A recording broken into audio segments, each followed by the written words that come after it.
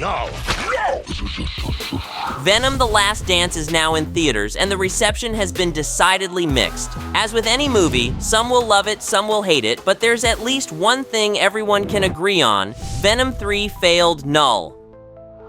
The Last Dance begins with a sequence set on the planet Clintar, where Knull has been imprisoned by his creations, the symbiotes.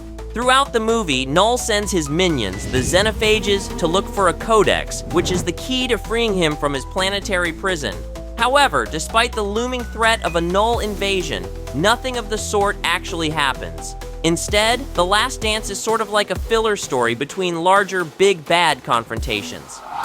The introduction is the longest scene with Knull on screen, with later appearances limited to commentary on the Earthbound action. For most of The Last Dance, Eddie and Venom do their best to survive long enough to figure out what to do with the Codex, which activates whenever Venom and Eddie become a single entity. Once suited up, the Codex sends a homing frequency that attracts the xenophages. To make matters worse, the Imperium soldiers, armed with sonic weaponry, are also after the Codex. Scene to scene, Eddie and Venom are knocked around as they try to come up with a solution that will keep Knull from escaping his prison. With a whole introduction dedicated to Knull, his minions swarming around every scene, and the Codex, it would only make sense that eventually Knull would manage to escape his shackles. Sadly, that never happens. What makes this weirder is that Knull never actually appears on Earth. Still, in a post-credit sequence, Knull promises that he will return, showing that Knull is actually being saved for a later date.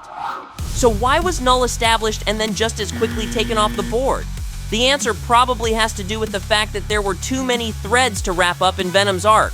For The Last Dance, the finale was meant to be grand, but ends up suggesting more while effectively closing the door, for the time being at least, on the star duo, Eddie and Venom. If Knull should eventually come into play down the line, then he will appear in a world without the most famous symbiote.